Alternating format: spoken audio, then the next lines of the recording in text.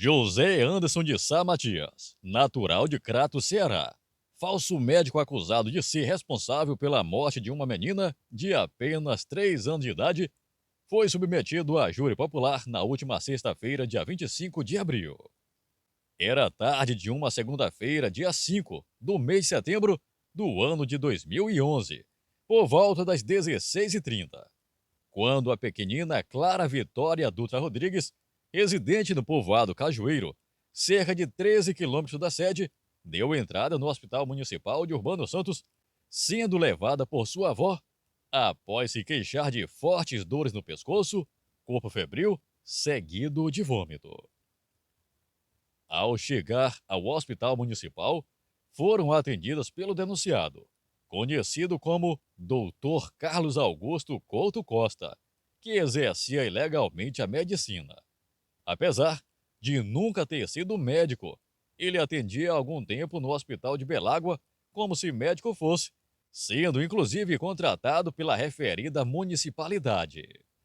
Em 26 de mês de abril de 2012, o Ministério Público pediu a prisão preventiva do réu pelo crime de homicídio qualificado. Isso pela morte da menor ocorrida em 5 de setembro de 2011. Porém, o magistrado, na época, desqualificou a tipologia do crime, passando este a responder pela acusação de homicídio simples.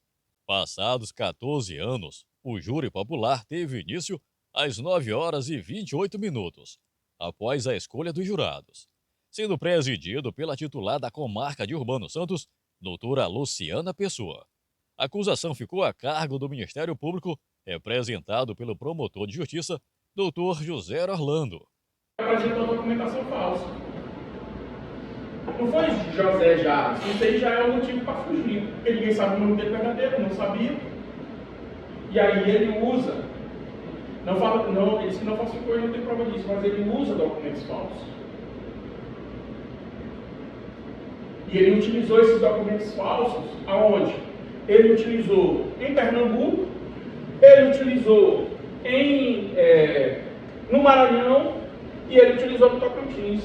E o advogado de defesa ficou constituído por Dr. Adriano, sendo auxiliado pela doutora Cíntia. Sentarmos aqui para julgar pessoas, condenando, absolvendo, ou às vezes até desclassificando. Os senhores representam aqui o povo, mas são juízes, estão imbuídos. O conselho de sentença foi constituído por 7 membros da sociedade urbano-santense, sendo 5 mulheres e 2 homens. O primeiro depoente foi a avó da criança, que relatou o episódio ocorrido naquele fatídico ano. A criança foi transferida por volta das 23h30, morrendo na estrada após passar pelo povoado São José dos Costa, distrito de São Benedito do Rio Preto. Assim como a avó, as demais testemunhas relataram que após as medicações aplicadas, a criança começou a apresentar manchas pelo corpo inteiro. Testemunhas que trabalharam no referido plantão descreveram os procedimentos adotados pelo médico. Para eles, a demora para a transferência pode ter contribuído para o óbito. O réu, que participou do julgamento por videoconferência, afirma que cursou medicina 7 períodos e 13 anos como falso médico em 23 municípios em 3 estados diferentes. Mas, nos autos, a defesa não apresenta tal informação declarada pelo cliente, de que teria cursado algum período. Em 1998 foi o ano em que o falso médico teria dado início ao trabalho como médico ao se passar por outro profissional, e sempre vivendo à margem da lei.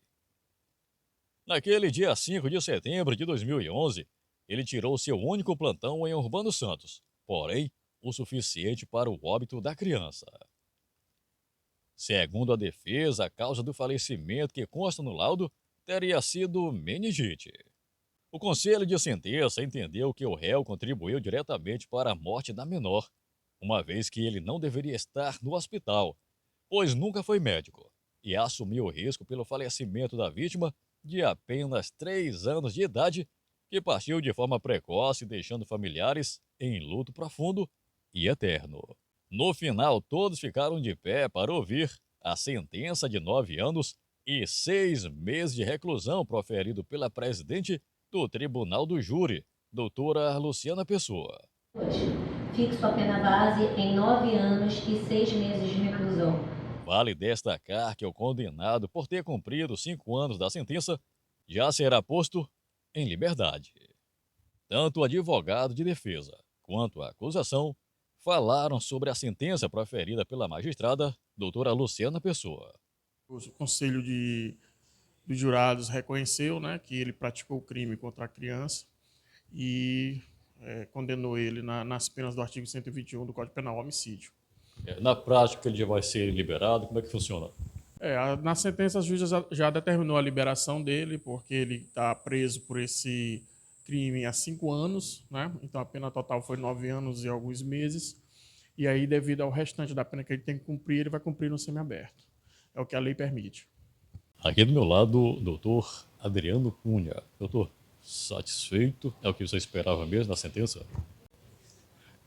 Dentro da perspectiva de um processo rumoroso que causou um certo abalo dentro da sociedade de Urbano Santos, nós entendemos que o resultado foi bastante satisfatório, uma vez que, inclusive, com a pena aplicada, ele já teve a sua progressão de regime.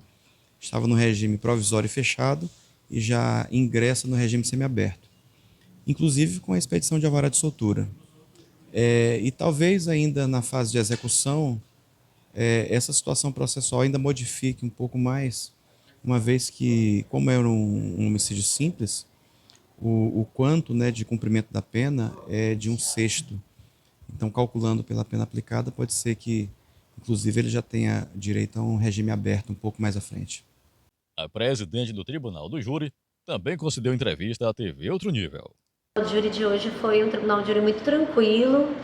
Conseguimos transcorrer a sessão de uma forma muito amistosa entre os participantes, né, a defesa, a acusação, os jurados também se portaram de uma forma muito civilizatória e saímos daqui com a sensação de justiça feita, uma vez que se trata de um processo de 2012, um processo muito antigo, mas que hoje finalmente teve a resolução.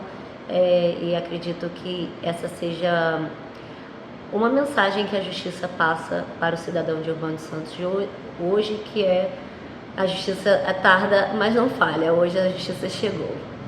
E, doutora, com essa sentença de 9 anos e 6 meses, sim, e o réu já cumprindo 5 anos em regime de reclusão fechado, ele agora já pode ganhar liberdade, vamos colocar dessa maneira?